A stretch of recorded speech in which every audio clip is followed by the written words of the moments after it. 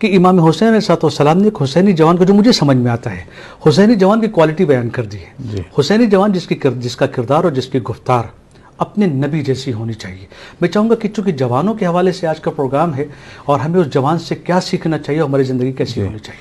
मैं एक छोटा सा टुकड़ा जो है करबला के वाक़यात में, यानी वो चीज़ जो मेंबर पर आमतौर पर कम पड़ी जाती है, मैं उसकी तरफ आना चाहता हूँ। जैसा मैंने अर्ज़ किया कि चूँकि जनाब अली अकबर सल्लल्लाहु अलैहि अपनी वालदा की तरफ से एक हिस्सा जो है वो बनी उमैया से भी उनका था, तो इसलिए रोज़ आशूर जनाब अली अकबर को जो है वो अमाननामा जो है वो दिया गया इब्ने साद की तरफ से। तो उमर इब्ने साद ने दिया, लेकिन जनाब अली अकबर ने उसे रद्द किया और उसने कहा आपका ताल्लुक़ तो बनी उमैया से, इसलिए यजीद इब्ने मुआविया जो है उसके साथ आप मिलें। अब देखना कितना वाशिगाफ अंदाज से। अब यहाँ जनाब अली अकबर सल्लल्लाहु अलैहि का जो फरमान है वो मैं आपकी खिदमत में पेश करता हूँ। फरमाते हैं कि इन्ना कराबत रसूलिल्लाह अहक्को अन तुरआ, अगर तुम कराबत की बात करते हो तो जिसकी कराबत रसूल से हो वो इन चीज़ों को देखेगा कि तुम्हारा जो ख़ानदान हल्का सा मेरी माँ से मिलता है। फरमाते हैं कि मेरे लिए अगर कोई हकानियत रखती है कराबत तो वो हमारे जद रसूलुल्लाह की कराबत है। और फिर हम ये भी देखते हैं कि जब मैदान जंग में जनाब मौला अली अकबर आए जंग करने के लिए, फिर इन लोगों ने दोबारा अमाननामा पेश किया कि हम आपसे जंग नहीं करते, आप हट जाएं, हम आपकी ज़िंदगी की जो है वो ज़मानत देते हैं।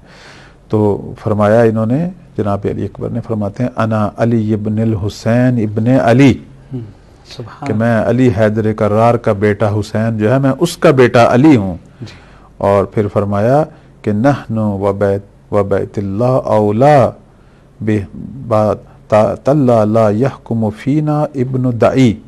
हाँ, वो एक अशार की सूरत में कहते हैं कि खुदा की कसम, खुदा के घर की कसम, हम जो हैं, हम ख़ानदान पैगंबर जो हैं वो सबसे ज़्यादा इस मनसब के और इस अजीम जो काम जो मेरे वालिद ने शुरू किया है, जो तहरीक शुरू की है, हम इसके लायक हैं। अगर कोई हुकूमत की बात है, अगर कोई दुनिया में रहबरियत की बात है तो हम लायक हैं। और कहा ना ये हरामज़ादा, इशारा था यजीद की तरफ, नाम ये हरामज़ादा कि जो ये चाहता है कि हम पर हुक्म चलाए। देखें, और उसके बाद फरमाते हैं कि मैं अपनी तलवार चलाऊँगा और अपने वालिद की हमायत में चलाऊँगा, और मैं उस जवान की तरह तलवार चलाऊँगा कि जिसका ताल्लुक़ हाशम से है, बनी हाशम से है और कुरैश। अब देखना यहाँ जनाब अली अकबर जो हैं वो आखिरी जो लहज़ात हैं उनकी ज़िंदगी के, उसमें वो जो एहसासात बयान कर रहे हैं, उन एहसासात में वो पैगाम दे रहे हैं। फरमाते हैं कि अगर नस्ब की बात है तो नस्ब वही हकीकी है जो रसूल से मिलता हो, और अगर जो है हसब की बात है तो उसमें आपने ये देखना है कि किसकी हमायत में आप खड़े हैं, किसकी हमायत में तलवार चला रहे हैं। इंसान को बिलाखिर जिसके पीछे खड़ा है उसकी मार्फत होनी चाहिए। जनाब अली अकबर ने यहाँ अपनी मार्फत का ऐलान किया, अपनी बसीरत का ऐलान किया कि कौन से लोग रहबरी के लायक हैं, कौन से लोग इमामत के लायक हैं। अगर हुकूमत भी होनी चाहिए तो किन लोगों के पास होनी चाहिए। वो वक़्त का जालिम शख्स जो है जिसने आके इस्लाम का इनकार किया, कुरान का इनकार किया, जिसको जनाब अली अकबर जो है वो हरामज़ादा से ताबीर करते हैं, वो इस अंदाज से कि बिलाखिर हराम में खुदा को हलाल किया जा रहा है, हलाल खुदा को हराम किया जा रहा है। हरामज़ादा जो है वो कोई लाज़मी नहीं नस्ब के अतबार से हो, कुछ लोग अपने करतूतों और खसूसियतों और अपनी जो जनायात और जुल्म है उस एतबार से भी वो हराम। बेशक सबसे बड़ा अलमिया ये भी है कि अहले बैत अलैहिस्सलाम को वाक़न, जैसा कि आपने फरमाया कि कुछ चीज़ें बुरी नहीं हैं लेकिन हमने उसी में दीन को समझ लिया है।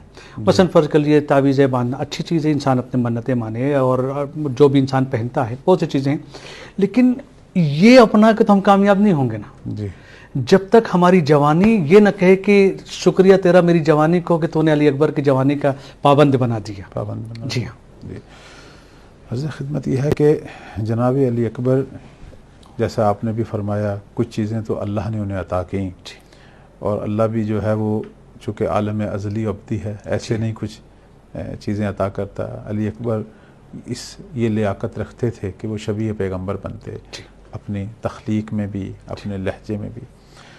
और अपनी बसीरत, अपनी इबादत, अपने जज्बा इताअत, अबूदियत में इस मकाम पर थे कि वो खुसूसियात रखें जो नबी करीम सल्लल्लाहु अलैहि वसल्लम को वजूद को अल्लाह ने अता की। इतनी शबाहत थी अली अकबर की सल्लल्लाहु अलैहि की।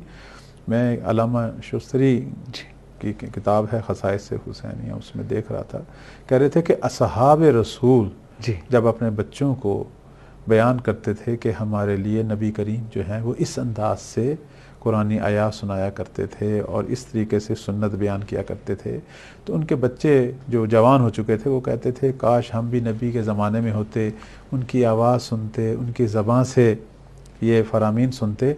तो वो फिर उनको ले आते थे दरे हुसैन पर, कहते थे अभी इस घर के अंदर से अली अकबर की आवाज़ आएगी। तो वहाँ वो खड़े होते थे और जैसे ही घर से मौला अली अकबर की आवाज़ आती वो कहते थे कि जिसने नबी की आवाज़ सुननी अब सुने। अब ज़रा मौला अली अकबर जब गुफ्तगू करते थे तो कोई अच्छी गुफ्तगू करते थे, बेशक उसमें कोई कुरानी आयत पढ़ते थे, उसमें कोई फरमान नबी का सुनाते थे, उसमें कोई अच्छे अमल की बात करते थे। एक जवान जो हुसैन का तरबियत याफ्ता हो वो कैसा होना चाहिए। तो अब वहाँ बाहर जो हैं वो असहाब जो हैं वो गिरिया भी करते थे जी, और बच्चों को कहते थे ये लहजा रसूल है, ये सदाए रसूल है, ये निदाए रसूल है, ये अंदाज़ रसूल है, ये रसूलुल्लाह जैसी बातें हैं। ये जो सैयद शुहदा जो हैं लफ्ज़ से फरमाते हैं कि खलकन व खुलकन, और उसके बाद फरमाते हैं मंतकन, यानी मौला अली अकबर का नुत्क जो है सिर्फ अपनी आवाज़ के अतबार से नहीं, उस आवाज़ में जो मतालिब और मज़ामीन होते थे वही होते थे जो रसूलुल्लाह के। और मौला इमाम हुसैन सल्लल्लाहु अलैहि फरमाते थे कि जब मेरा दिल तंग होता था अपने नाना के लिए तो मैं अली अकबर को देखता था, अली अकबर की आवाज़ सुनता था, अली अकबर का लहजा सुनता था। तो जनाब अली अकबर सल्लल्लाहु अलैहि जो हैं उनके हवाले से इस तरह ये भी नकल होता है कि जब कभी वो निकलते थे बाज़ार में तो लोग कहते थे अगर किसी ने मोहम्मद अरबी को नहीं देखा तो ये देखो,